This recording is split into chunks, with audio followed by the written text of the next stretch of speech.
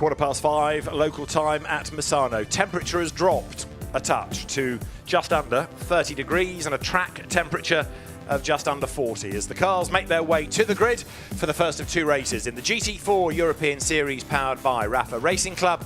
1 hour of racing, mandatory pit stop between 25 and 35 minutes, 3 classes, Silvers, Pro-Ams and Ams, and a very busy grid indeed because we've got 44 cars set to do battle. Benjamin Lariche and Robert Concerné have been the drivers to beat, taking a pole each today. Benjamin Lariche's time sorting out pole for this race, Robert Concerné sorting out the grid for tomorrow's race, and you're riding with Antoine Potti in a replacement Toyota Supra. The car that he thought he was driving was rather badly damaged in a testing accident yesterday. And not his fault, he was leaving the pits, or his co-driver was leaving the pits, as somebody lost it at turn 2 and spun into the pit exit and wiped him out. So the car was very badly damaged, and this replacement has been hastily put together, at least so they can bank some points out of the weekend, because Antoine Potti and Etienne Chely come here 5 points back from Gabriele Piana and Michael Schrei within the Silver Cup. And the Pro-Am leaders, Greg Gilbert and Christophe Amont, the Am leader, Alban Varuti, although he's got a co-driver again for this weekend. Traditionally, he has been racing on his own, although he did start the year with Julien Piguet. Well, he's gone back to joining Piguet for this weekend. That is the car on the outside of the front row, Alexander Hartwig, who will start in that. Robert Concerné and Benjamin Lariche are on pole position. Benjamin Lariche is in the car, Robert Concerné is outside the car, and ready to talk to one or both is Gemma Scott. Robert, il fait hyper chaud encore. Avec le veste, ça refresh un peu? Ouais, c'est vrai qu'il fait super chaud, il y a un peu de vent et c'est vrai que la veste, elle m'aide un peu à aller mieux, mais c'est pas facile. It's not easy, of course, but keeping the vest there to keep him a little bit cooler for Robert. C'est le premier de 2 pole positions pour ce week-end. C'est bien commencé avec le qualif ce matin. It's the first pole of 2 of the weekend. C'est vrai qu'on fait une double pole, c'est plutôt pas mal. Depuis le début du week-end, on est assez confiant, la voiture est bonne. Maintenant, il ne reste plus qu'à confirmer en course. Absolutely, well, have a great race. Thank you very much. The first of 2 pole positions, and he said now all that remains is to convert that into a podium on the race. Cool suit on, and he's the lucky one, isn't he, at the moment? Standing out on the grid, a little bit of a breeze has picked up, but it's still very, very humid here. Very hot as it has been for the last couple of days, very humid as it has been for the last couple of days as well. And the drivers that have brought the cars round to the grid are the ones really suffering, because now they're sitting there, no air getting through the cars. The umbrella is there in some cases to try and keep some of the heat away, and a bit of liquid being taken on for, there you can see Denis Bulatov, who will start the Mercedes that he shares with Lucas Meyer. So with all the cars of the same spec, the only difference in terms of the 3 classes is driver grading, and it's going to be very competitive. It's proved to be a really good season. Benjamin Lariche and Robert Concerné won the opening race at Monza. Second race there was won by Wolfgang Schrei's son, Michael Schrei and Gabriele Piana. Third race, Paul Ricard to Victor Weyrich and Constantin Lachenauer. And the second race in France was won by Antoine Potti and Etienne Chely. They had a win at Spa as well in race 2, but race 1 there, Benjamin Lessen and Ricardo van der Ende, who are missing this weekend. Their number 36 is 6th on the grid rather. Antoine Leclerc starting, shares that car with Jean-Bernard Bouvet. Normally it is Antoine Villiger with whom he shares, but not today, not this weekend. Third on the grid is the Mercedes started by Luc Ibanez. Alexandra Papadopoulos is with Gemma. Alex, just looking around us here, we've got the Mercedes on the second row, of course. They proved strong in the GT3s earlier on. Do you think this is going to be reflective for you guys in this GT4 race? I definitely think it's going to be reflective. I mean, if you look at our pace all week, we were really strong through the paid test, through FP1, FP2. We had a bit of a misfortune in the second qualifying with a mechanical issue, but outside of that, we've been rolling. We have a good pace, and I think we have a strong car towards the end of the race too that we can rely on and hopefully work our way to the front row. What's the objective here for the start for Luca? I think the objective is clear. It's a matter of when and how he's going to do it, and it's to get to the front. Absolutely. Well, have a great race. Thank you very much. Thank you so much. Alex Papadopoulos then, the American driver, new to the European Series in the last couple of years, but pretty accomplished peddler, that's for sure. So they're looking into the car. Driver strapped in, getting hotter and hotter and hotter and hotter and hotter. there is the provision for a little bit of air to flow through, and the car you're looking at is the Chevrolet Camaro, which is another car that went well in qualifying this morning. Ended up on the 4th row. Dante Raponge will start the Skynet-backed car, number 17, run by the V8 Racing team, and it will be Kenny Hedemans who takes it over. And that car, remembering Delano Van Toff, who lost his life at Spa a couple of weeks ago. There is the Mercedes that Alex Papadopoulos, from who you've just heard, will take over from Luki Baniev, who's getting through co-drivers. Third different co-driver in 3 years, after driving with one for quite a long time. Now there's been a bit of a switch, but Luki Baniev, we know, is a very rapid GT4 driver. Surprisingly not had a victory this year, but he's there or thereabouts every time he takes to the track. Number 12, the blue BMW, as well, looking down the grid. That's the car from Borusan Automotive, Tom Edgar, sharing that with Beke Bessler. They were second at Monza in the first race. It's quite a long way back on the grid. Jamie Day sharing with Ruben Del Sart. They will start 8th. Jamie at the wheel of the car. Very impressive in Ginetta Juniors in the UK and then GT4 in British GT. Been learning about some new circuits this year, but certainly will be a man to watch. In the classes, Greg Gilvin and Christophe Amon in Pro-Am have had 3 wins, 2 to Antoine Leclerc and the absent Loic Villiger, and 1 to Lawrence Stegman and Markus Lundstrass. And then in the AM Cup, that's rather been dominated by Alban Varuti, who's had 5 wins, 2 with Julien Piguet and 3 on his own. But then last time out, Nicky Leutwiler and Ivan Jacoma finally were able to prove somebody else can win other than Alban Varuti. Enzo Juliet, who drove for the NM Racing team in a Mercedes last year, switches to Borusan Automotive this year, the white BMW. Replacement car for Spa, and they've kept it in the white livery, which is good because we can tell them apart now. Jagish Kedik will take over that car from Enzo Juliet in the second stint. Number 74, Victor Weyrich, shares with Constantin Lachenau, race winner last year in the championship. And there, a look inside the car. Number 4 is the Marc de Fulgencio and Marcel Lennertz Mercedes. Marc de Fulgencio starts, and Marcel Lennertz was pretty quick in his qualifying session earlier on in the day. So again, he could be a man to watch, I think, as the race progresses. Now that's the car to beat, really, within silver, because that's the BMW of Gabriele Piana, and to start, Michael Schrei. And although Michael Schrei didn't really excel in qualifying, he is normally fairly good, and Gabriele Piana certainly is quick. So I think maybe in the second part of the race, when he's behind the wheel, that car could come into its own. Number 42, Christophe Amon and Greg Gilvert with the Audi. Another car that should be competitive.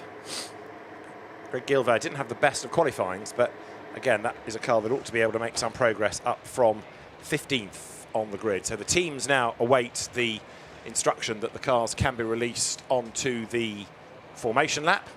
It'll be, of course, a rolling start.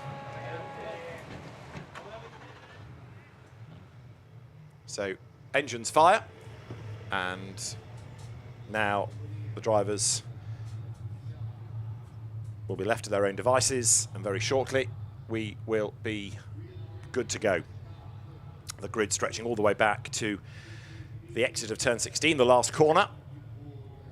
And so as the final mechanics flee from the grid, we will be in business.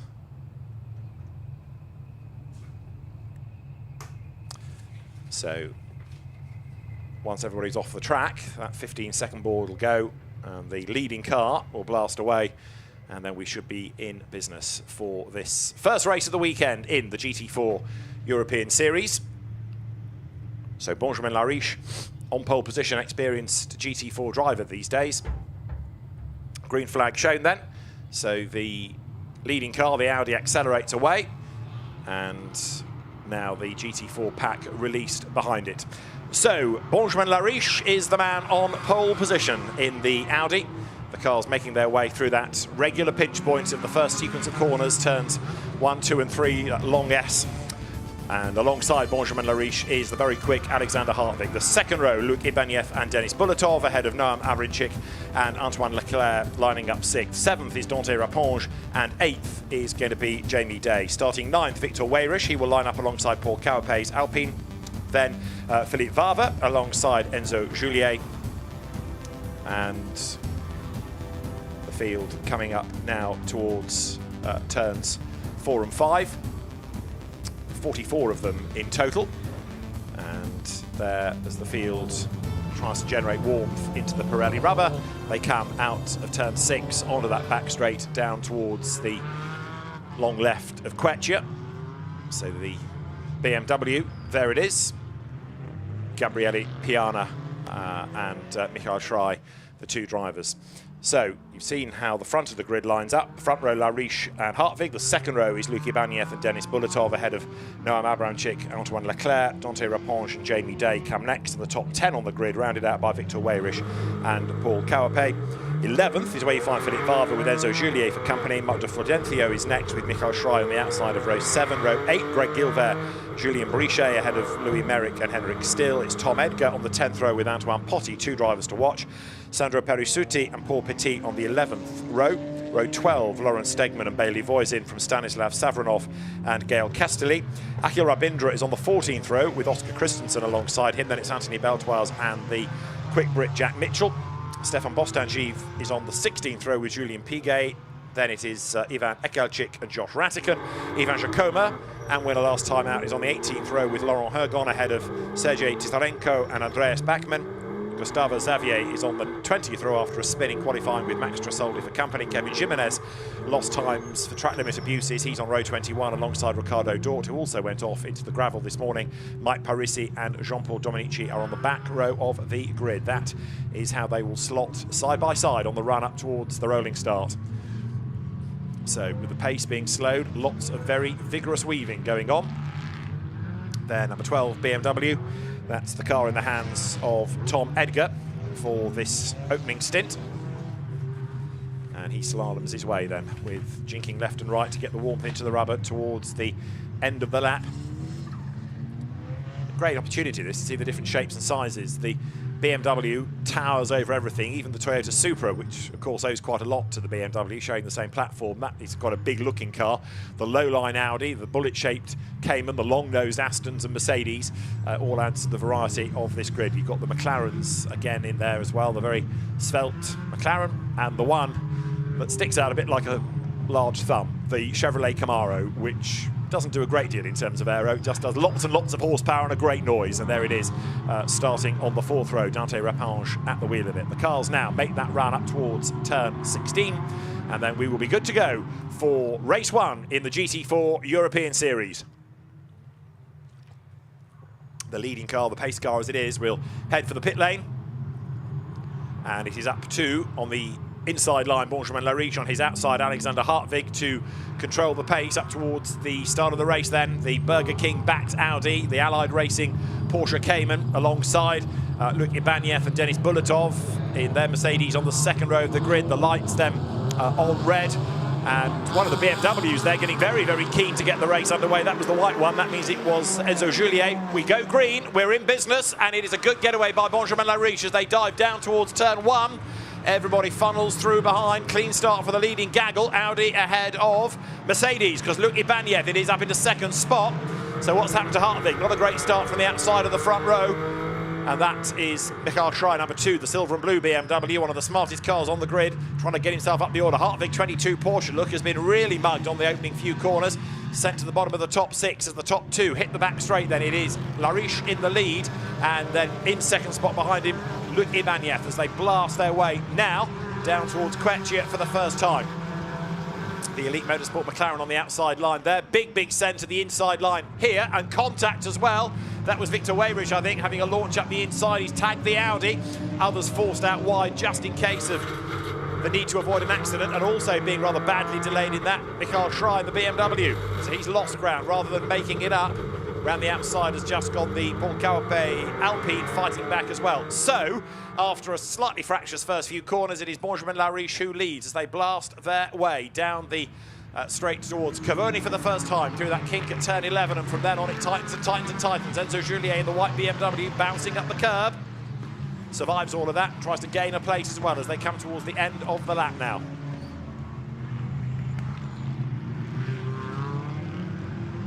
Back on the power coming out of turn 14, and up front it is Audi versus Mercedes. It is Lariche ahead of Ibanez, and then by the look of it third is Dante Raponge up for the fourth row of the grid in the Chevrolet.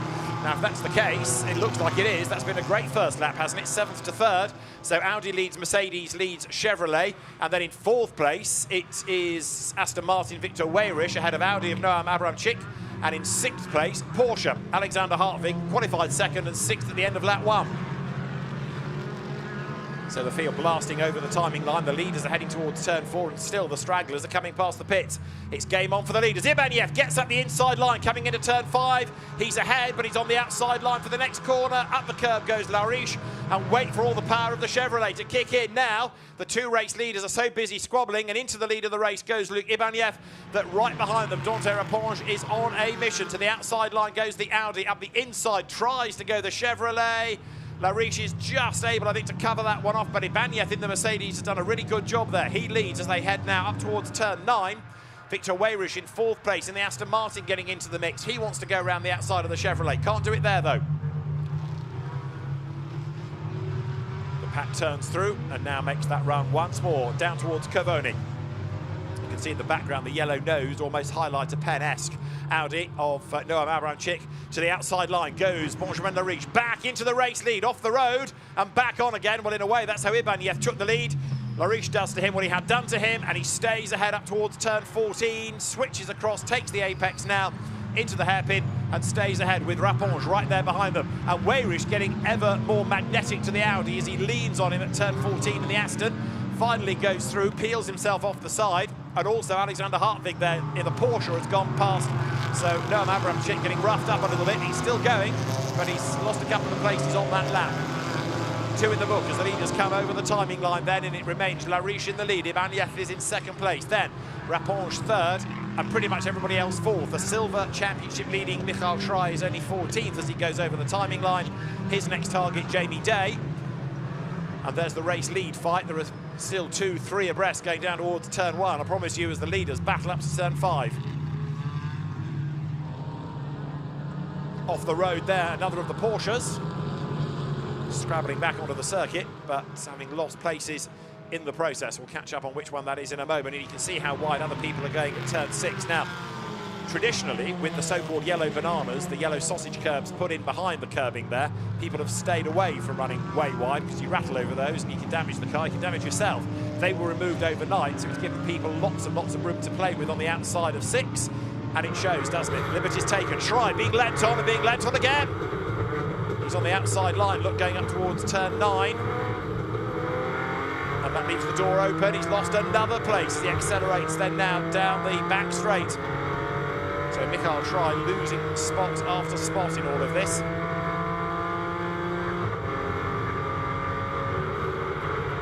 Great noise from the BMW engine. Brakes hard, goes round the outside, gains one of those places back. And sits on the tail of the Aston now, heading through that tight right at turn 14. Grandstand on the left, towering over the circuit. Left-hand 15, he's up the curb. Short straight. Brake change down into 16, up to the end of the lap. Rattle the curb on the way in and on the way out and over the timing line as Lariche leads Ibanez by 7/10 of a second, and that was the Porsche that we'd seen off the road at the start of the lap. Stefan Bostangiv heading to the pit lane, punctured tyre. Now, the teams are used to pit stops, but what they don't have to do terribly often are emergency tyre change pit stops like that. So the race leaders then work lap number 4.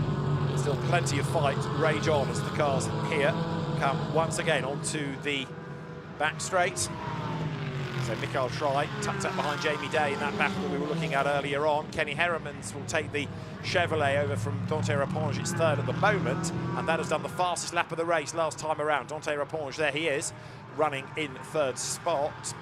And as he comes to the inside of the Mercedes, can't find a way through there.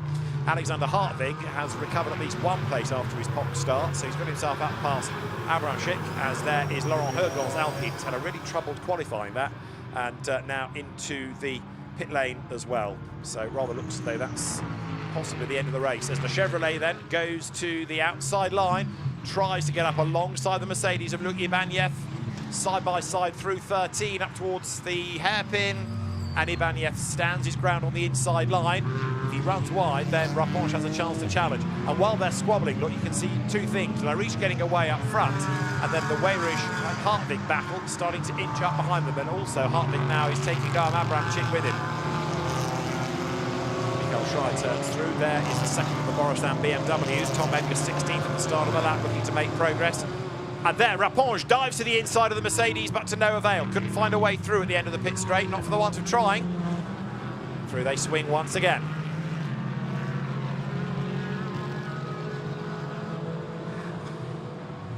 So the Mercedes heads into turn 5. There on the inside line, Enzo Julier's white BMW, outpacing the Bonk Motorsport, the Hofer Racing by Bonk Motorsport car of Michael Schrei. But despite such a big grid, 44 of them, despite dramas inevitably in the first couple of corners, we managed to escape without the need for intervention. Long may that continue, although it's a tight sort of switchback circuit, Misano. There is a fair amount of room to get yourself out of trouble if you need it. Through then goes number 11, the BMW of Enzo Julier, and it's Antoine Leclerc in the little white Alpine, almost hidden behind the big BM as they come up towards turn 9 and 10 here. Somebody's had a drama there at 8 at Quechia, and that's another of the Alpines, I think, trying to recover. And it's, oh yes, there's been contact because there's an Aston limping on as well. So they were 19th and 20th. I think it's Julien Brichet there. Yes, it is. And that would be Stefan Parissuti in the Alpine. So they have come to grief, and another punctured tyre. This is for second. Both go wide, and Raponge up the inside of the hairpin. Chevrolet forces the Mercedes wide, but even so, Ibanez has still got the inside line for 15, and he's gone back through. But then he goes wide, and that gives Raponge a chance to have a look, but he couldn't do it coming into turn 16. Great battle for second. Keep at it, says Benjamin Lariche. It's enabling him to pull clear. So over the line they come, and Ibanez having to get really defensive now. Down they come towards turn 1. So Julien Brichet heading for the pits. Stefan Bostangiv in the pits with his damage. And I think also you're going to have the Parissuti Alpine in as well. Right, Hartvig catching back up to second and third, taking this battle pack with him as they arrive up at turn 5. 36 Alpine in the midst of all of that. Antoine Leclerc, new co-driver for this weekend. There was much debate as to whether or not Loic Villiger, his regular co-driver, would need to be reclassified. And it rather looks as though the answer to that is the only way for that car to stay in the category it is, Pro-Am, is for Leclerc to have a different graded, or same graded, but different person of co-driver. Because if Villiger was upgraded, as was being suggested, then they wouldn't have stayed in Pro-Am, they'd have become silvers. Michael Schrei here, hard at work, and he's found himself up past Jamie Day, so the next target would be Paul Caupe, as Lariche leads on lap 6, coming down towards us. The first 10 minutes having elapsed, and still this great fight going on for second and third places, Ibanez and Raponge together. Now, riding on board with Etienne Shelley, does this tell us what happened to Parissuti and Brichet? Alpine goes deep into the corner and slides, and then gets collected by the Aston, and he gets turned around. So it seems as though the Aston kind of slithered into the Alpine. The contact made it spin either way. Parissuti has carried on, but Julien Brichet into the pit lane. Leclerc to the inside line of Weyrich, Alpine versus Aston. And out of turn 16 they come, not quite side by side because the Aston Martin has the brunt in a straight line. The Alpine has to be good through the corners, but this is a part of the circuit where not only can the Aston take the place, but also looking to go round the outside as well. There was Denis Bulatov, who was another one that's dropped back after a not great start. Remember, he was 4th on the grid. It's as though he was delayed by Alexander Hartvig's poor start. So the race leaders currently work lap number 7, and here is in super slow-mo to the inside line Antoine Leclerc in the Alpine. But look at the BMW, all 4 wheels off the road, he's all over the curb, as there Enzo Juliet tries to get the best line into the corner, so way wide on the way in, then cut across. He does just that. Grass flex in the front of the Racing Spirit of Le Mans Aston Martin, as side by side. Nearest to the outside of the line is Victor Weyrich, on the inside Antoine Leclerc in the Alpine. And the Aston over the curb, over the white line, over the blue paint, and goes pretty far wide. We've seen other people go wider during the day, but that's wide. That's lonely. The race leading Audi on its own, 2.7 seconds to the good. Now Benjamin Lariche with Luc Ibanez in second spot, just. So 2.7 seconds is the lead gap, and then half a second between these two. Jack Mitchell's just made a pit stop, by the way, and has rejoined in the Elite Motorsport McLaren, and Julien Brichet back into the race as well, after a new tyre has been put onto his car. So Ibanez in the Mercedes, bit of damage at the back, look, bodywork hanging low, comes through, makes his way once again up towards the line. So side by side, not quite, but late on the brakes is Raponge, and off the road there has gone Max Tresoldi's BMW. So he's got as far as the barriers. You can see there's damage on the back of the BMW, and he's in the gravel. Now, he might be able to drive out of there because it's not that deep, the gravel there, for fear of ensnaring too many motorcycle racers. But let's see. Yellow flag in the final sector, but we'll see what happens. And that was all self-induced by the look of it. Tresoldi in a battle with too much speed, but he clears the gravel, hits the tyres, which kicks the car back towards the edge of the gravel trap, but that will have knocked the wind out of Max Tresoldi's sails. So the yellow flag is still there, and if he can't get going under his own steam, then he may well have to have a bit of help, and that might well neutralise the race. So we'll keep an eye, because that would be bad news for Lariche if the gap that he's just built up suddenly were to disappear. So the leaders come through. There, again on the inside line, Denis Bulatov, former GT3 Ferrari racer, looking to get up the inside of Victor Weyrich. This is for 7th place now, and the recovering Bulatov should have the run in a straight line here.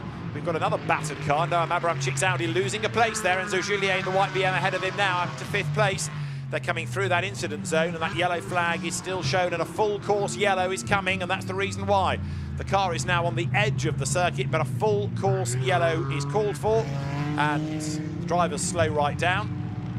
Full course yellow.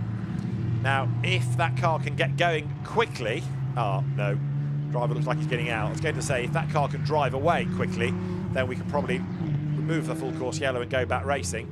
But Max Tresoldi out of the car, so to put him back in and to get him on the move might take a little bit longer, and hence that in turn means tyre pressures and temps drop, and the safety car has gone out in anticipation of safety car procedure for the restart. So Joël Doval, the race director, slows everybody down, and of course under a full course yellow, the cars keep that speed, keep those gaps, but when the safety car comes out, then so the gaps will all come down. So Lariche's lead, nearly 4 seconds, will disappear once we go to safety car procedure.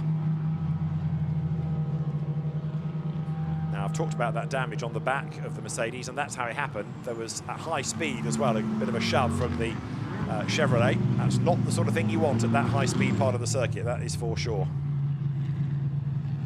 So that's the damage that we've spotted. There you can see it hanging down, and the car continues in 2nd spot.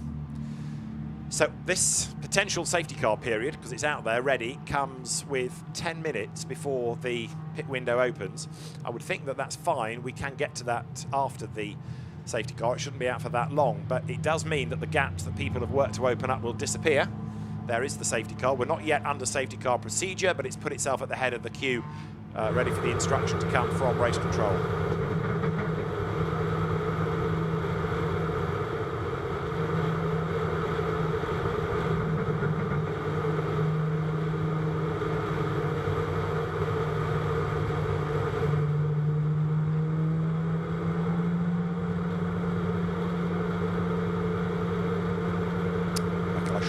View, and the BMW up into 11th place. So he's made a bit of progress from where he was on the grid, 14th.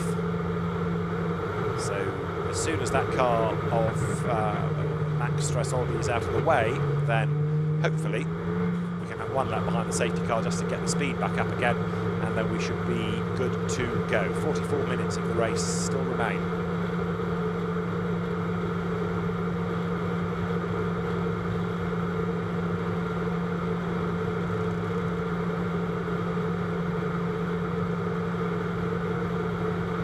So down, back straight, on the limiter, comes Schrei.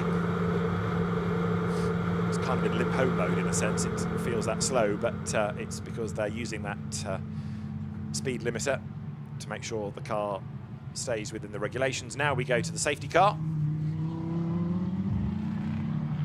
And so as the BMW in the end ends up being towed off the circuit, the safety car procedure is underway.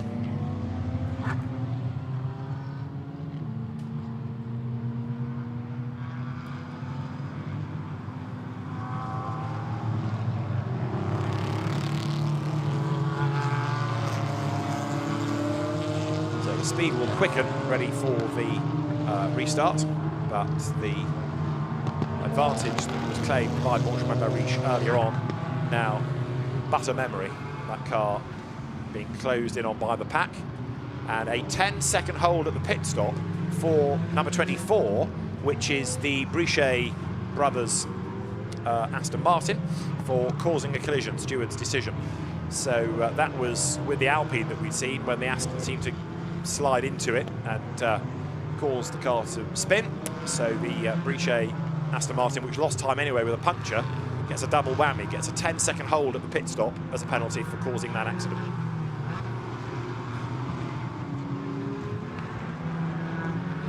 Now as the leaders go through on this safety car lap, this is the reason for that penalty. So look, the Aston into the side of the Alpine, and that turns it around. And actually the Antoine Potti Toyota did a good job of avoiding all of that. Potti's progress, not great, 18th still, so I know it's a rather hastily made up car, not their normal car, so they can score points against this BMW, but still anticipate it to be higher up the order than that. Looks great for my money, that BMW. Simple colour scheme, but very, very effective, and Michael Schrei on his toes then, because we'll go racing at the end of this lap. We'll be back racing, and he wants to try and steal some places if he can.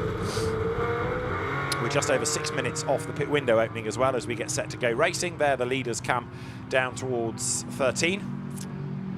The Audi of Noam Abramczyk also with its damage on the back. At the back of the queue is Jack Mitchell, who is trying to play catch-up.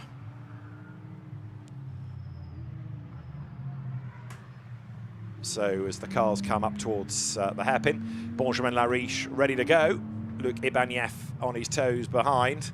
And very, very slowly, Lariche makes the decision as to when to accelerate, which is now coming out of turn 14, and straight away manages to jump Ibanez as they come into 15. So as the field accelerates towards the end of the lap, the race leader on a mission to try to hand that advantage to Robert Consani. And here we go. You can't overtake until you get to the timing line, but they're on their loud pedals. Everybody back up to race pace. Over the line they come. Now let's see if there's going to be anybody pre-pit stops that can win places. And then going into the second stint, you have a look at different drivers' pace. So Lariche will give way to Consani, Ibanez to Papadopoulos, who is quick. Enzo Juliet will give his BMW to Jagish Gaidik, who we know is fast. Victor Weyrich in number 74 will hand over to Konstantin Lachnau, who is always rapid. And Michael Schrei to Gabriele Piana. And now that they've clawed back some of the lost time, Piana will be able to exploit that. But he's got to get through the traffic, and it ain't that easy. What about the Toyota? Antoine Potti to Etienne Shelley, but they're still in 18th place, so they need to try and gain ground as well before the pit stops. Leaders then come out of turn 8, and you can see the 3rd, 4th and 5th have rather concertinaed. So whereas before the safety car period, Raponge was on the back of Ibanez, he's dropped back all of a sudden into the clutches of Hartwig and Juliet.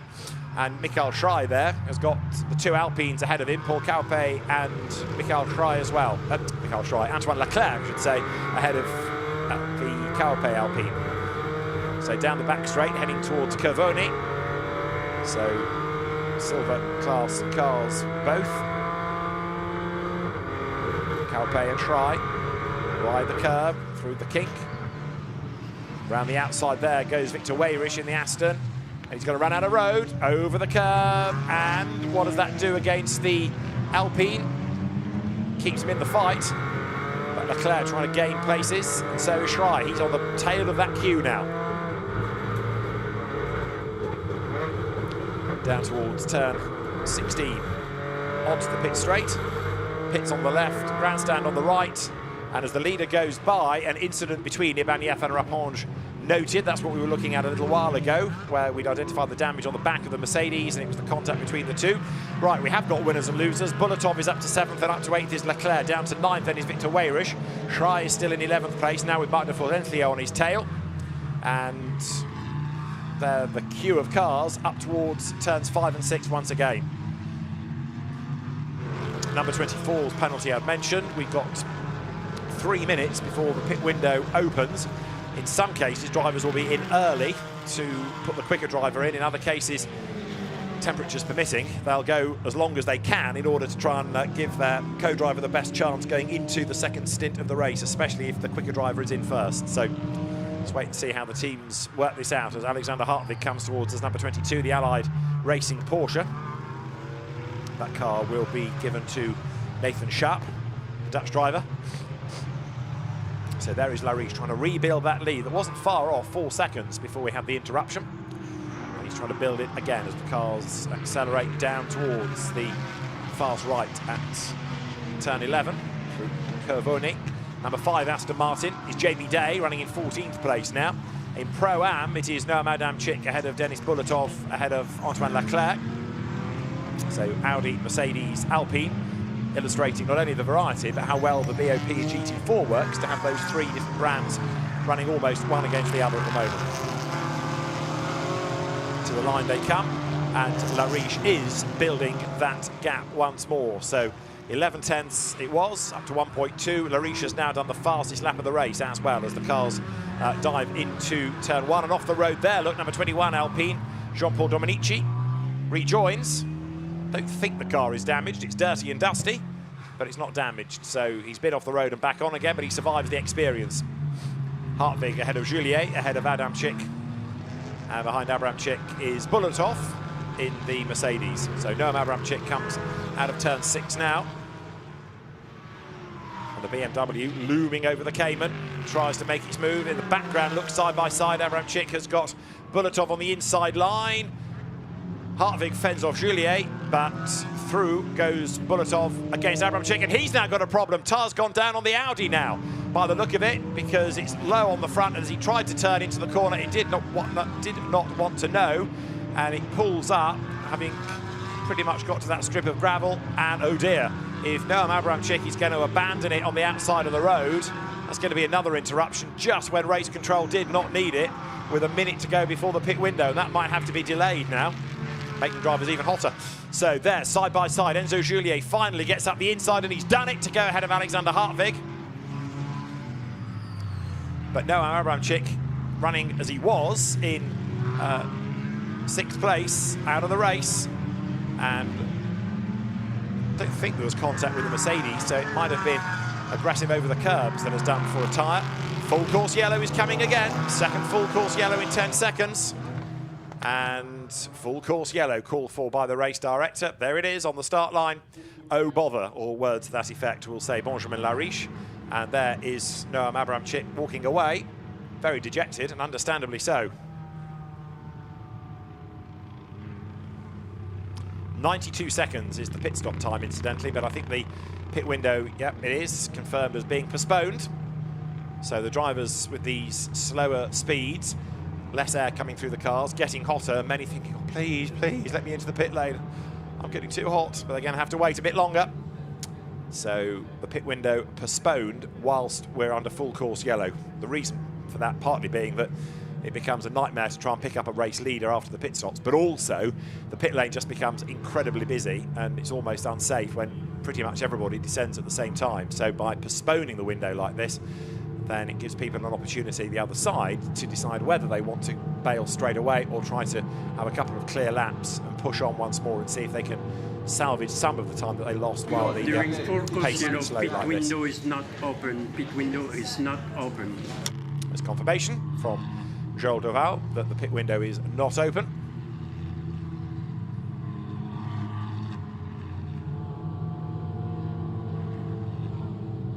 Bit of damage on the back of the Alpine Just going through shot there of Stéphane Parisouti. That was the car that we saw being turned around earlier in the race.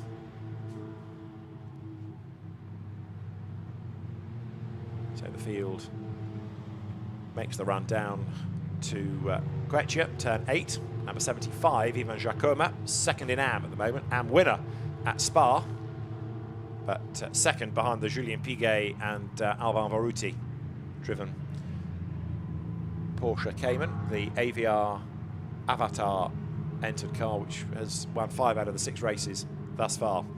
Right, Abramczyk's Audi is off the circuit.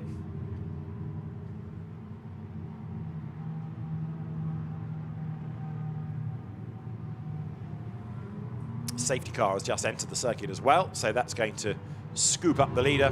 Hopefully we'll just have 1 lap behind it to restart them, and then we'll be good to go. Third in AM, the GPA Racing Aston Martin of Kevin Jimenez. The team's had a good day because the owner of the team, David Pouget, has had a win already in the Clio Cup race a little while ago. But Kevin Jimenez lost a decent lap time thanks to track limit abuses earlier on in the day, so that's why the car was further back on the grid than it would normally be, and has work to do. Door open there to try and get some air into the car. The Alpine heading towards us.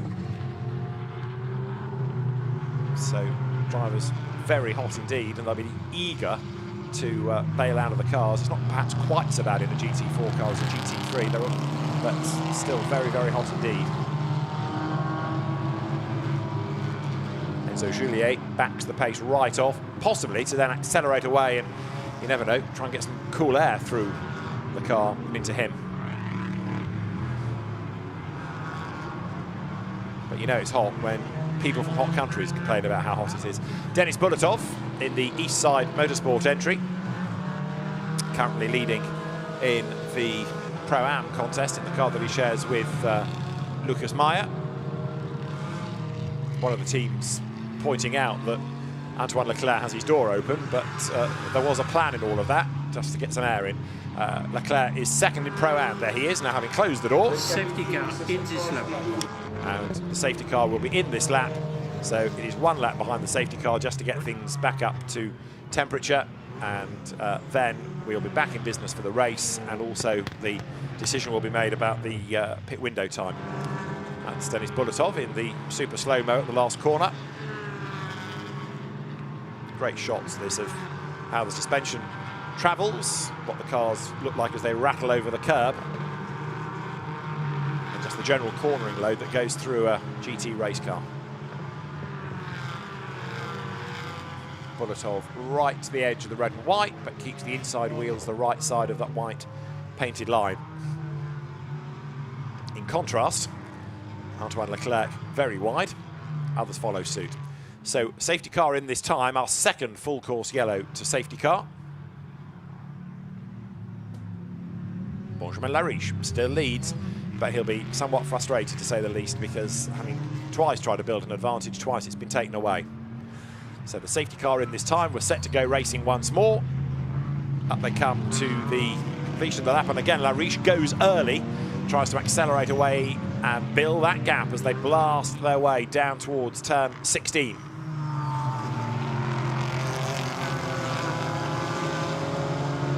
So racing again, indication of the pit window will be given soon as Lariche leads over the line. Ibanez in second place, in third is Rapponge, in fourth is Juliet, Hartwig is fifth, and sixth is Denis Bulatov now from Leclerc, Weyrich, Schrei and Kaupe.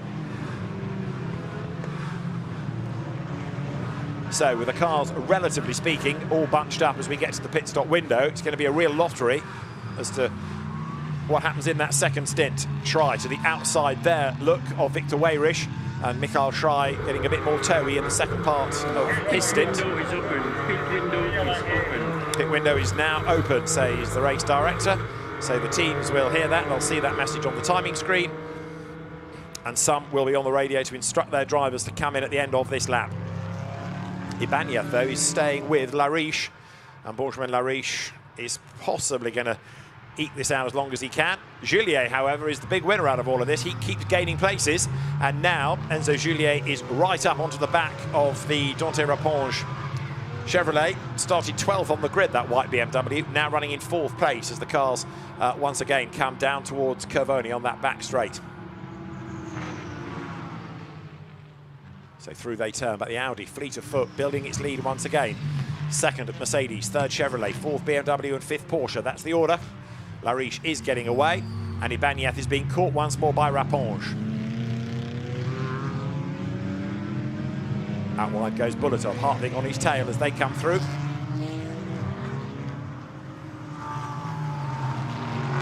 Down to the end of the lap comes the race leading Audi. Heads over the timing line, and as Benjamin Lariche goes through, his gap is 0.596 up to 1 full second, and Victor Weyrich pits and Michael Schrei pits as well. So does Jamie Day, so does Tom Edgar.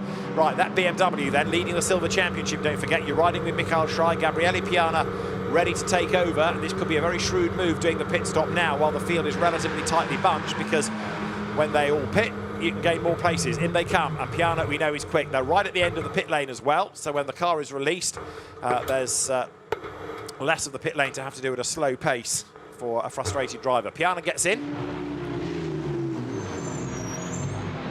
92 seconds, line to line. The teams have to time this to make sure that they get it right. Another car being given a pit lane hold is Ricardo Dort. 5-second hold at the pit stop for causing a collision. Steward's decision. So the Porsche 93 will have it a long stop. 24th it runs at the moment. Pit window will close at 18:09:22. 18:09:22. Which gives them roundabout 9 minutes, all told. Juliet to the inside, and through he goes against the Chevrolet. So place gained on the inside line by Enzo Juliet, but then he runs wide, but Dante Raponge unable to fight back. I just wonder whether Raponge is fading a bit in the heat, because it's a big car that might be harder than others to hustle around, and having been really good early on, he's fading a bit as the leader bails then. So Benjamin Lariche comes down the pit lane. Comes in early. Alexander Hartwig is in as well. So the Porsche that was on the outside of the front row also in, and there are more bailing in the background as well. So Lariche down the pit lane to give way to Robert Constany. So Lucky Ibanez, the Spanish driver, takes over the lead. Juliet will be up into second place. Raponge will be up into third place now.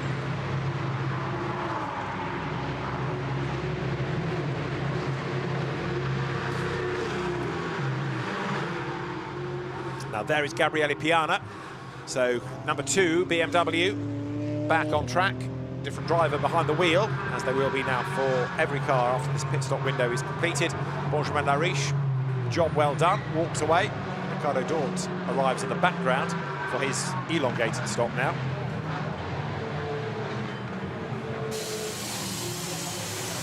So, driver strapped in.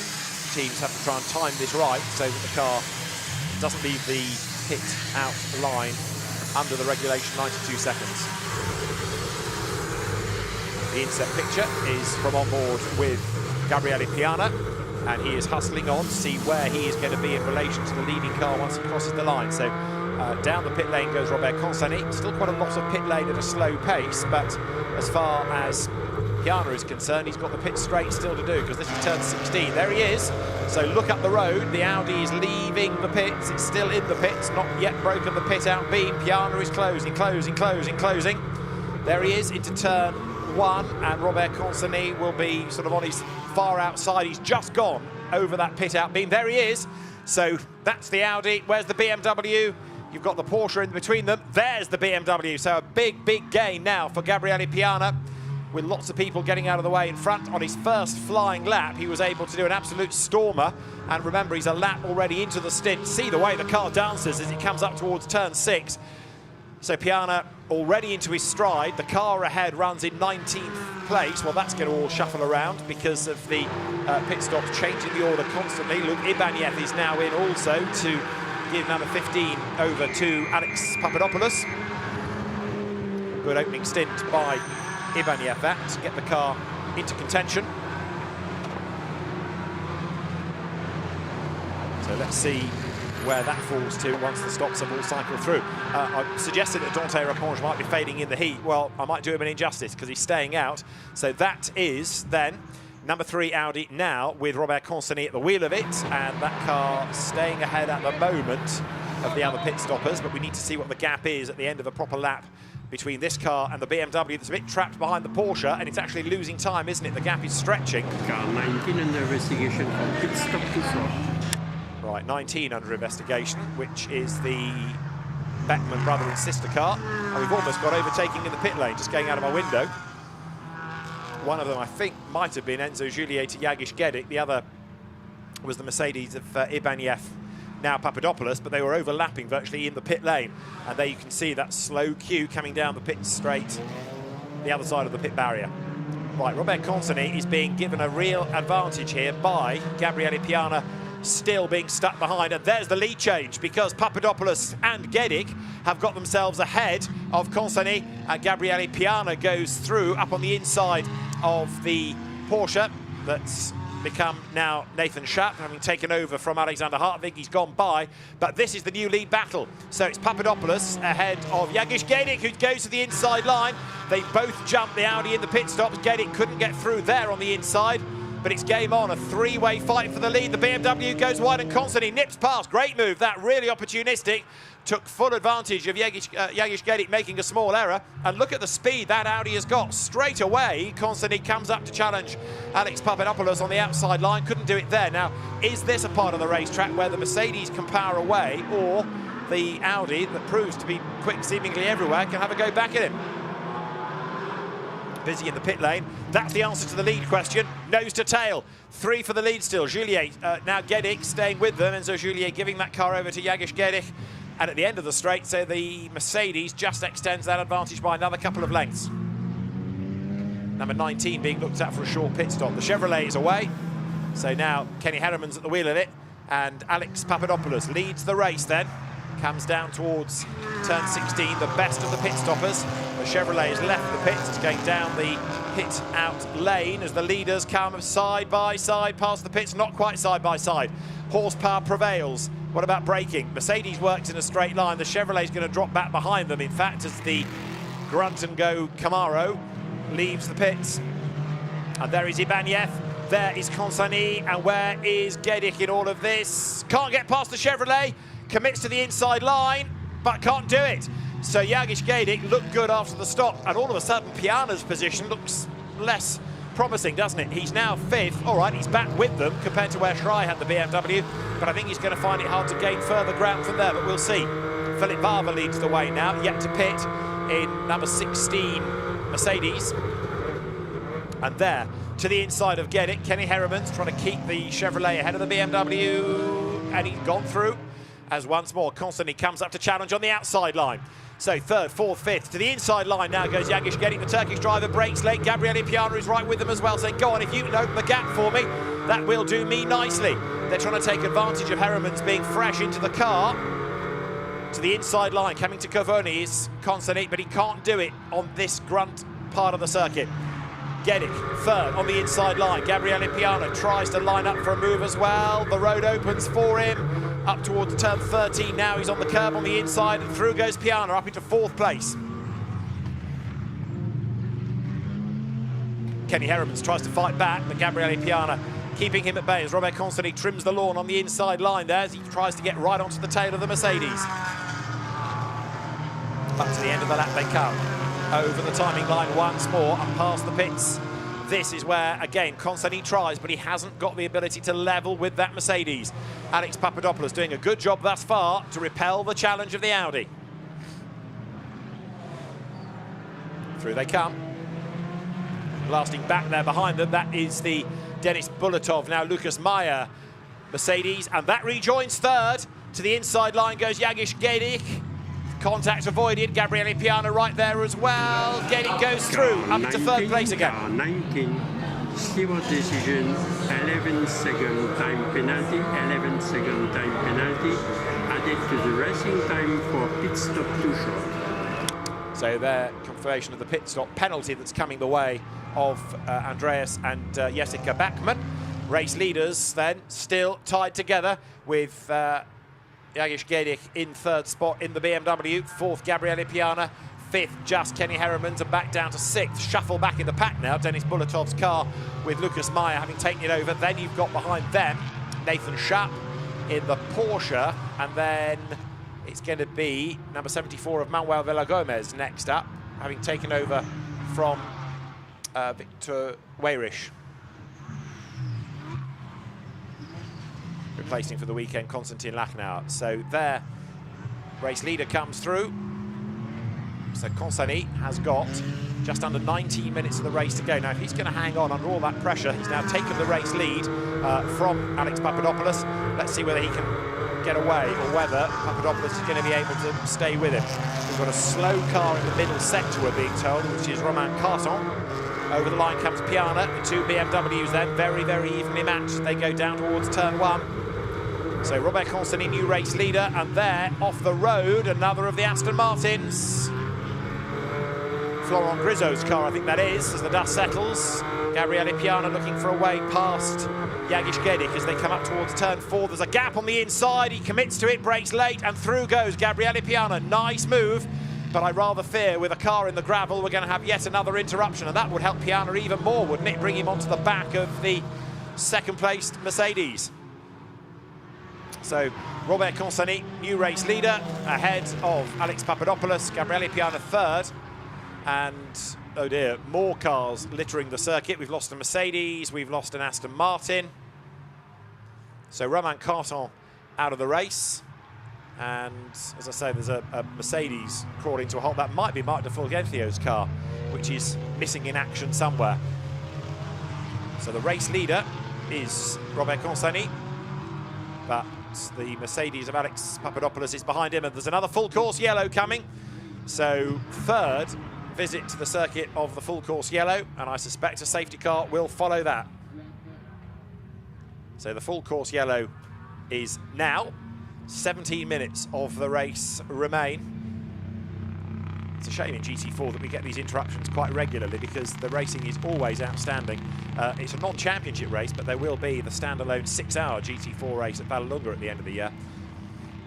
And that's going to be good for many reasons, two of which are it'll be nice to see the cars in a long race, but also taking centre stage. It's always a great championship, this, but inevitably it tends to get a little bit subordinated by GT3. And when it's the standalone headliner, quite rightly the spotlight will be turned on the GT4 teams. So, full course yellow. You know the drill. Everybody goes at the regulation delta speed, and more than likely safety car will be deployed again to bring everybody back up to speed. And there the race leaders go through. Now look at that gap between second placed Alex Papadopoulos and Gabriele Piana in third. But when the safety car provision is made, that's going to come right down, and I have confidence that we're going safety car because it's just driven past my window down the pit lane. So it's going to be live inevitably to restart the race. The idea being you can go quicker behind the safety car, so it's good for the tyre temperatures and pressures and all-round safety. 16 minutes to go. It's going to be a very lively restart, this. Something about safety cars breeding safety cars, well, it may happen.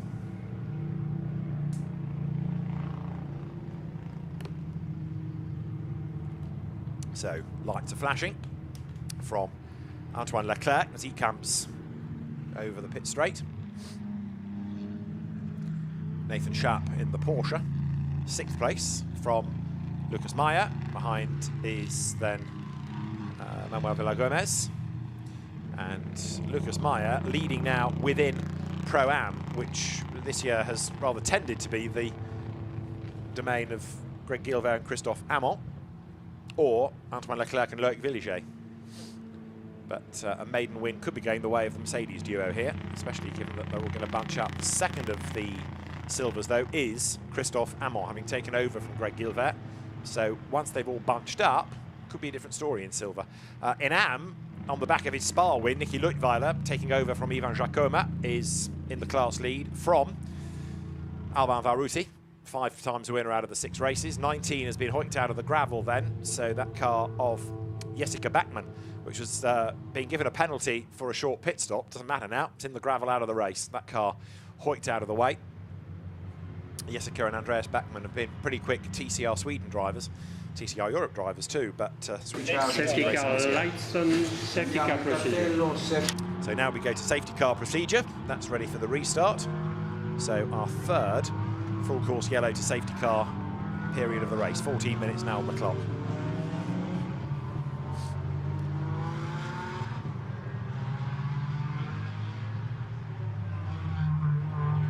out. Mickey Leutwiler from Alban Varuti, and then Florent Grisot. I was wrongly saying it was Grisot's car that was in the gravel. It was an Aston in the same order in the pack, and there it is. Jessica Beckman's car now having been removed from the gravel bed, which means we should be good to go very soon.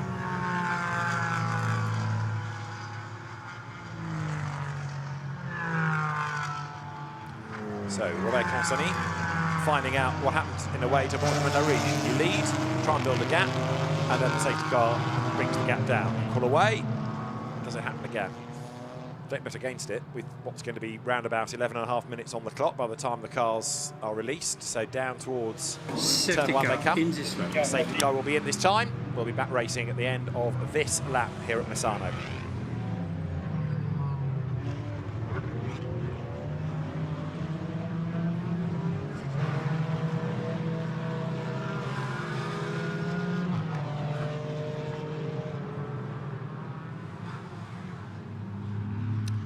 So there is Christophe Amont, who is the man second in silver behind Lucas Meyer. And third silver at the moment is Jakob Knoll, who's taken over from Philippe Vava. So that's Greg Gilbert's car now with Christophe Amont on the wheel of it. We go back racing this time, 12.5 minutes are on the clock, which ticks on down, ready for the resumption of this first GT4 race of the weekend.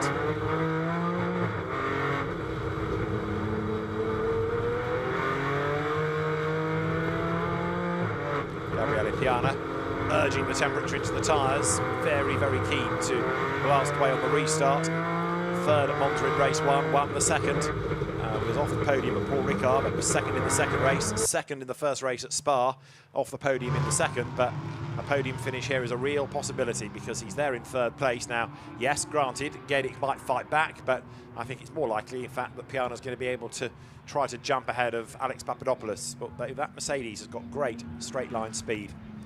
Piana just drops back a little bit, coming down now to turn 13.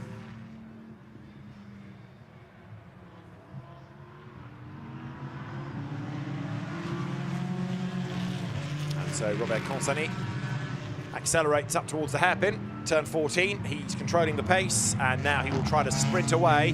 I said 11.5 minutes when the race resumed. It's going to be a bit less than that, around about 11 minutes coming towards the line, but Consani it will be then. The race leader, Papadopoulos, ahead of Piana, second and third. We're back racing, green flag flies then, the lights are back green on the gantry, and over the timing line now, it is Robert Consani with just over 11 minutes of the race to go. Consani is ahead of Papadopoulos, and then it's Gabriele Piana third. Gedic is fourth, fifth is Kenny Heremans, and Nathan Schaap is in sixth place as they dive down to turn one. Side by side there, Porsche around the outside trying to gain track position. And it just about works as they come off the corner. Nikolai Molomadsen in 15th place at the start of the lap, 14th now, having taken over from Ivan Ekelchik. And Molomadsen, very, very quick driver, really came to prominence in GT4 as a Silver Cup champion in an Audi R8 many, many years ago. Came from the Audi TT1 Mate Championship prior to that. And Molomadsen, always one to watch. Etienne Shelley in the Toyota further back, trying to make progress. Been a fairly subdued weekend in this stopgap race car. Molomadsen gains another place, goes through on the inside there, look to get ahead of the Mercedes. That puts him ahead of Jakob Knoll. So certainly Molomadsen is on a mission here. He's in a big, big hurry to gain places while the gaps are small. Up front, Consani's trying to stretch the margin, understandably, over Alex Papadopoulos in second place. And third is Gabriele Piana. The top three, all silvers, and Piana right there on the back of the Mercedes. Further back, you've got the fight between Gedic and Heremans, but that's second, and it's now looking a bit when, not if, that Schrei's co-driver Piana is going to make that move. Out of 14 they come, down towards the left. And then to Misano, the name given to turn 16, that last corner. So Gabriele Piana lining up to see whether he can have a go. We've got two cars here with lots of grunt in a straight line, and the BMW right in the wheel tracks of the Mercedes as they come over the line. Piana to the outside line, almost levelling with the Mercedes, can't go around the outside there. Ideally, he wants to try to force a little mistake out of Papadopoulos coming through this corner, which opens the door for 4 and 5, but he's not really near enough to take advantage of that as they sprint now up towards turn 4. And while he's stuck behind that Mercedes, the leader, Robert Consani, is getting away. into turn 6 now. Running together. So, Robert Consani clearing the race lead. There is Piana in third, but is it going to be second in this next sequence of corners? He's on the tail of Alex Papadopoulos. And Jagish Gedik, he's still there in 4th place. Those 4 now, gapping Kenny Heremans, who's winning the Dutch battle over Nathan Schaap behind him. And Piana again closing up under braking. Turns now onto that back straight. So Gabriele, who's become quite a Nordschleifer expert, but very, very good in GT4 machinery, lines up to have a go on the inside line here, coming into the kink at Curvoni, and he's got the job done, nice and easy. Through he goes, brave stuff at that speed. Back to have a look on the inside, comes Papadopoulos, but he can't fend off Piana. More experienced a racer, Gabriele Piana goes through then, picks up 2nd place. Now, different story altogether about the race lead. If the BMW has got that speed to be able to gobble up the Mercedes, what can it do in 8 minutes about the race leading Audi? Up towards the timing line they come. Piana trying to shake off any residual challenge from Papadopoulos, and then we'll start to look at gaps. So Constantine comes up to break the beam. 26 laps are done. And the margin that he's got over Gabriele Piana is 1.6 seconds. That's the starting point, and Piana is going to be hunting him down. So 1.6 seconds, the lead gap. Benjamin Lariche has the fastest lap of the race. Gabriele Piana, in his quest to catch the leading car, may well be able to reduce it. Gedik running 4th. He now comes up to have a go at Papadopoulos. Kenny Heremans 5th, not closing. So there's a fight for 3rd all of a sudden, and there is a fight for the race lead because half a second of 1.6 pulled back in the 1st sector alone by Gabriele Piana. Heading for maybe a 2nd win of the season. So half a second gained in the 1st sector of the lap. And the BMW, we know, is really good and really grunty in this next part of the lap that's coming up on the fast straight down to Curvoni. The 3rd place, Gedik, hoping that he can do to Papadopoulos what Piana did. And there, the race-leading Audi heads towards us, the team speed car entry, just ahead of the Hofer Racing by Bonk Motorsport BMW. To the outside of Papadopoulos goes Jagish Gedik.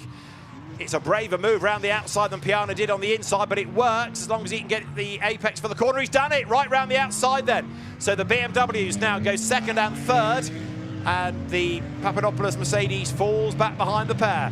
So Jagish Gedik able to get the run out of turn 10, just like Piana did, but he had to do it the hard way, round the outside. Gabriele Piana sets off in pursuit of Consani. The gap was 1.6. Coming up towards the line, is it going to be under a second between the 2 leading cars? Answer is no, 1.2 in fact, but the fastest lap of the race now by Piana. So I suggested he might be able to reduce the Lariche time, and he's done so. 3 wide in the pack, further back, look, Nikolai Molomadsen on the outside, and goes ahead of Lucas Meyer. So Meyer, who was the silver leader, has lost his class lead to Christophe Amon, and he's about to lose another place to Ruben Delsart, who comes up on the outside line as well. Delsart in the Aston, round the outside of Lucas Meyer, and Meyer now comes under attack from the Alpine next in the queue, the car of Jean-Bernard Bouvet. So there's the Alpine going through, and that Mercedes of Lucas Meyer, good thanks to Bulatov's qualifying efforts, but fading away in this 2nd stint. Another half a second pull back in the 1st sector by Piana on Consani, so it's still game on for the lead with 5 minutes to go. Audi leading BMW. That is Nikolai Molomadsen, and there behind him, look, number 5 of Ruben Delsart. 2nd generation racer. Dad was a Formula 3 racer in the late 80s, one of the very early intake of Formula First when it started in 1987, Rafael Real Delsart. So there, the silver fight between Molomadsen and Delsart Jr., and then you've got the Pro-Am car, 2nd in class now of Lucas Meyer behind. That's the overall leader, that's Constantine. You can see how much closer Piana has got to him. Down towards turn 16 they come.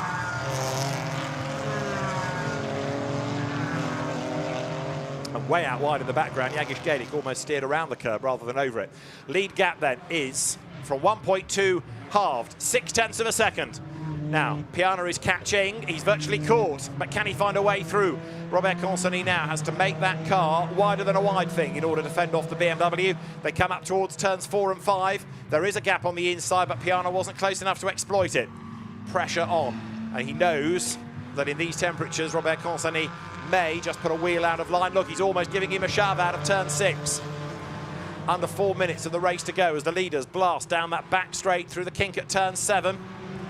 And the Audi has led pretty much every lap, barring the pit stops. Would it be cruel to suggest that it can't lose the lead at the last? Well, it would be very disappointing, that's for sure, for Team Speedcar if the winning car only led 1 lap over the line, but it would be the lap that mattered, wouldn't it? So, Piana right on the tail. Michael Schrei had a decent first stint, but as we've seen before, it's Gabriele Piana that really makes that car dance. Comes out of turn 10, down that back straight again. And Jagiš Gedik in 3rd place might well be able to close just a touch now. He's got past the Mercedes, and if Piana gets a little bit stuck behind the Audi, that might bring Gedik into the equation. Piana absolutely on the limit. He's on the curb, he's on the edge, and he's on the back of the Audi. Tries to tighten the line coming out of turn 14. Can't do it there. 15, the left-hander here.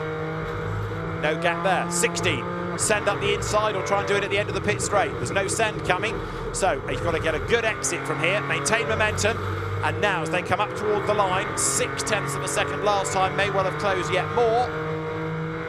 But Piana goes down towards turn 1 in the wheel tracks of the leading Audi, which goes a little bit deeper into turn 1. Piana almost pushes him out of turn 2. He wants the gap here, he wants that Audi to go wide and open the door, but the Audi is good through the corners. No chance as they break for turn 4, 0.3 of a second over the stripe this time, but Gedik has just done a personal best lap. He's closing on the 2 ahead of him.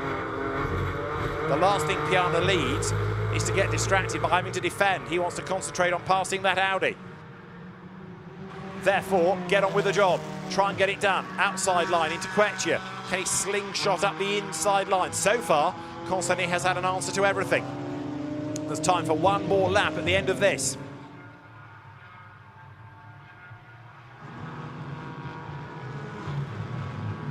Turning their way, nose to tail, up through the turn 10 right-hander, and Robert Consani able to slow the pace through a corner and then try to sprint away. So far it's working, but this is where the BMW has the advantage. Piana has been really brave here against others in the past, but he's not quite able to dive past the Audi. Not this lap anyway, but he's only got 1 more opportunity. Out of 13 to the hairpin they go now.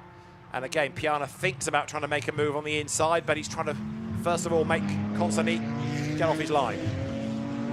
If he can force a tiny error out of the race leader, then that's going to really present an opportunity. The BMW dancing over the curb. Consani, Piana, Gedik, that's the top 3. Up towards the timing line they come. It is now or never for 2nd place Gabriele Piana then. He goes over the timing line with the margin, 0.3 of a second still. Lots of curb used at turn 1.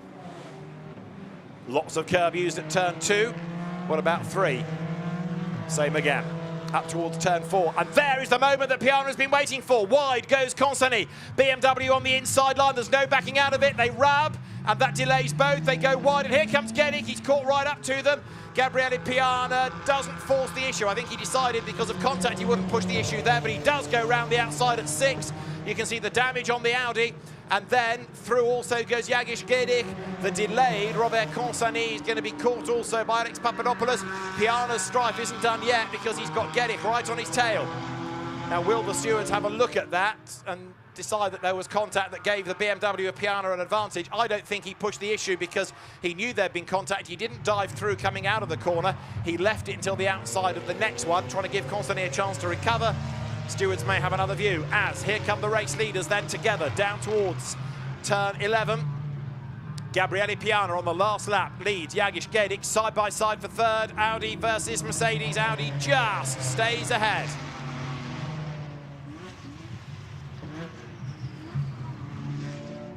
The BMWs absolutely as one. So Jagiš Gedik on his toes looking for a place, and Consani comes under more attack. The Mercedes gets into the tail of the R8 this time, and they're side by side coming off the corner. Gabriele Piana, though, he's going to hang on to win on the road as they come up towards turn 16. Papadopoulos tries the inside, tries the outside, can't do it. Audi stays ahead. To the checkered flag they come. Second win of the season for Gabriele Piana and Michael Schrei. They win outright and in silver from Jagish Gedich and Enzo Juliet in second place, and Robert Consonet and Benjamin Lariche lead every lap except the last one for third place overall. We wait for Pro-Am to be won by Christophe Amon and Greg Gilbert. The second car in Pro-Am will be Jean-Bernard Bouvet and Antoine Leclerc. So third becomes Lucas Meyer and Denis Bulatov. And in Am, it is a win in the end for Alban Varuti. That's 6 out of 7 with Julien Piguet. Second of the Ams is going to be 21. That's the Alpine of Jean-Paul Dominici and Jean-Mathieu Leandri. And third Am is Florent Grisot and Kevin Jimenez. That means that Niki Leutwiler and Ivan Jacquemin's car lost a lot of time towards the end of the race and fell right back. But a very lively end to the race, as perhaps was always inevitable. And a win for Gabriele Piana and Michael Schrei. Great racing from the GT4 European Series, as we come to expect. And more of the same to look forward to tomorrow here at Misano. So the drivers will make their way around to Parc Fermé. We'll hopefully have a chance to hear from the top three, and then they will make their way up to the podium. So Gabriele Piana and Michael Schrei, the race winners, in a race 3 times affected by safety car and full course yellows. What it did do was give us a very, very close fight all the way to the very end.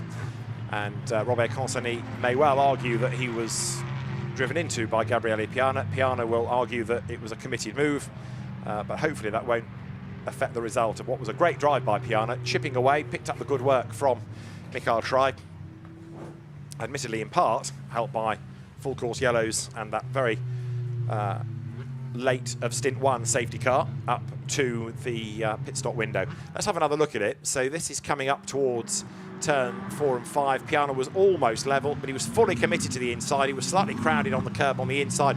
Both were delayed. Now look, Consonet comes out ahead. Piana doesn't get up alongside him until there, coming into turn 6. That's when he gets the drive. So he didn't strike instantly. For my money, he did try and give Consonet a chance to recover and keep that race lead, but attacked as soon as he thought it was acceptable so to do. Hopefully it won't be an issue, but if it is, well, better qualified eyes than mine will look at it and make a call. So the field comes down the pit lane. There's still plenty more action to come on the Misano circuit today, so it won't be quiet and still for long, but the drivers at the end of the GT4 European Series race come to the presentation area and then to the podium, where the top 3 in each of the classes will be welcomed. Great drive by these two as well, by Enzo Juliet and Jagish Gedich. New partnership for this year. And Michael Schrei welcomes Gabriele Piana down the pit lane. A delighted Michael welcomes the winning car to its place. And what a drive by Gabriele Piana.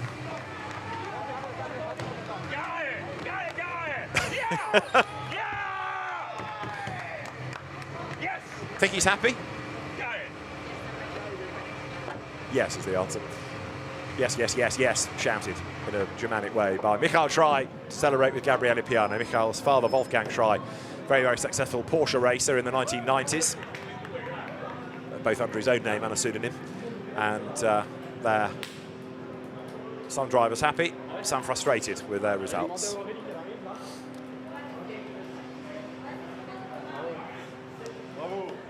So as Gabriele Piana and Michael Schrei are set to celebrate, they are, before they can go to the podium, going to talk to Gemma Scott.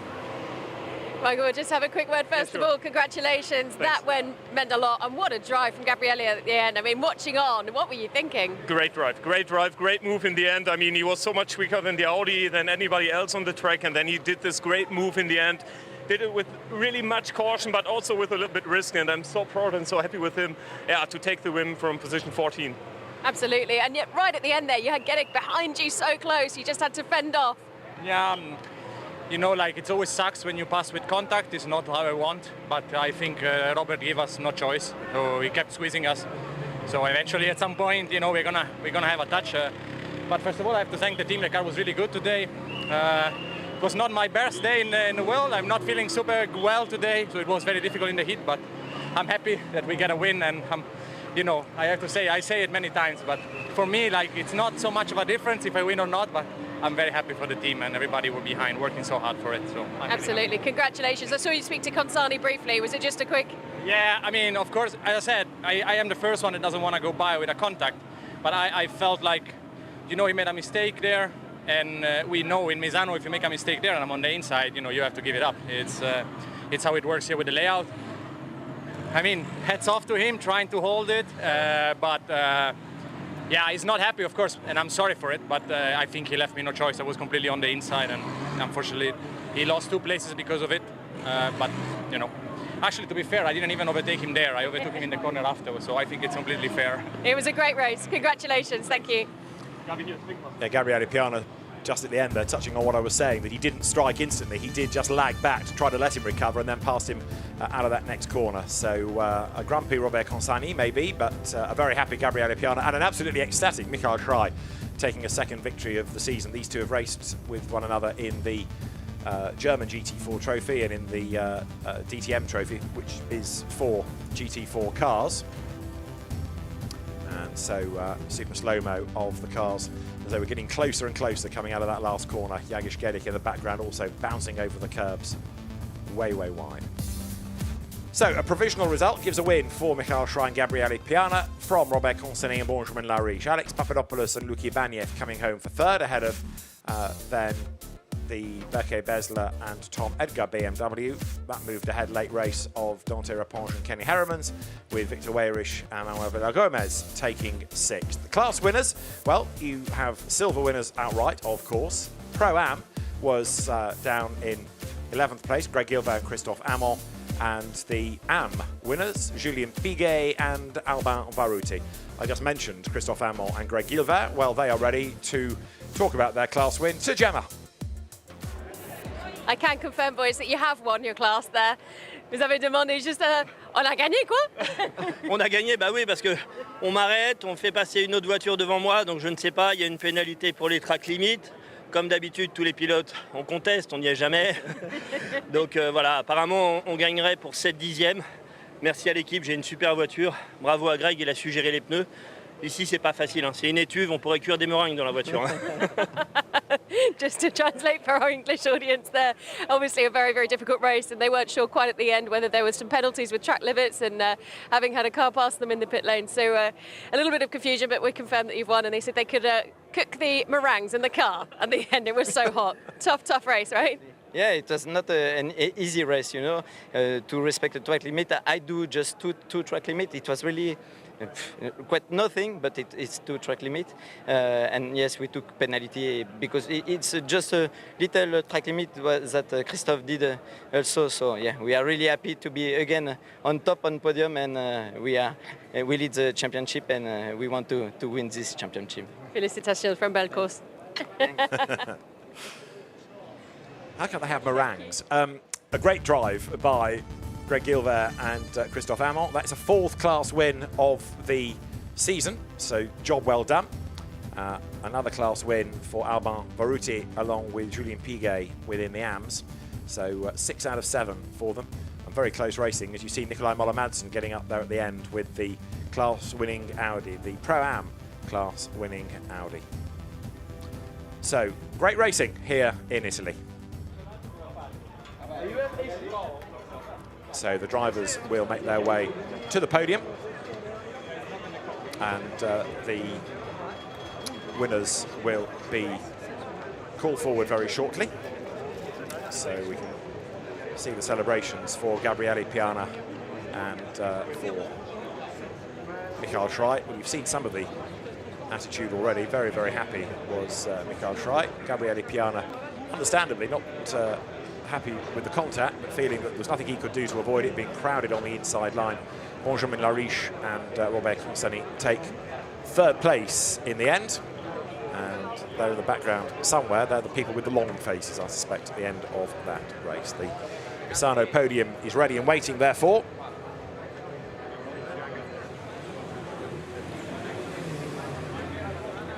The circuit's going to get busy again in a moment as cars are being released out on track for the French Formula 4 Championship race, which will continue the day, followed by a number of local Italian categories that will be in action as the winning drivers get themselves ready. They race again, of course, tomorrow.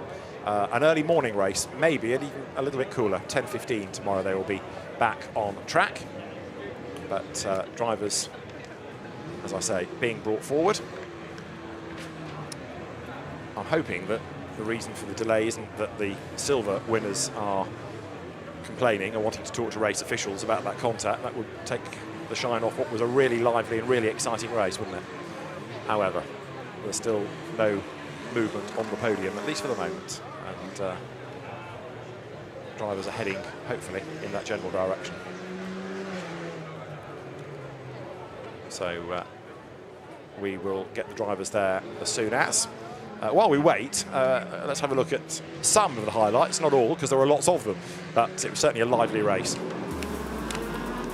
So it started with this battle raging down towards the first corner, and Alexander Hartwig made a complete mess at the start, like he was in the wrong gear or something. He was slow away, the field eventually getting down towards turn one with the Benjamin Lariche Audi in the lead. That was a lead it was going to hang on to as the field then battled its way with contact midway through the pack. That was the Julien Brichet Aston Martin getting into the Perusutu Alpine and turning it around. Delay and a penalty came out of that as Dante Raponge was busy squabbling with Luc Ibanez. As the field headed for the pits, it was still a fight on track between Mercedes and Audi, and Robert Consani squabbling with Alex Papadopoulos, able to take the lead, but behind, Gabriele Piana was on a mission. He sorted out the similar car in the hands of Jagish Gedich, and then we had this big lose from Jessica Bachmann, who'd already got a penalty for a pit lane infringement. That brought out a full course yellow and a safety car, the third of the race. It bunched them all up, and it gave Piana a lifeline, because that meant he was able to catch and pass Papadopoulos, and then on the very last lap, had his go for the lead. Biffed into the side of a crowding Consani, and then on the outside line at turn 6, made that move, and through he went. Great racing in this first GT4 European Series race of the weekend. Changed for second place out of all of that as well, and we look forward to the battle being resumed tomorrow morning. From Gemma Scott and David Addison for today, though, goodbye from Misano.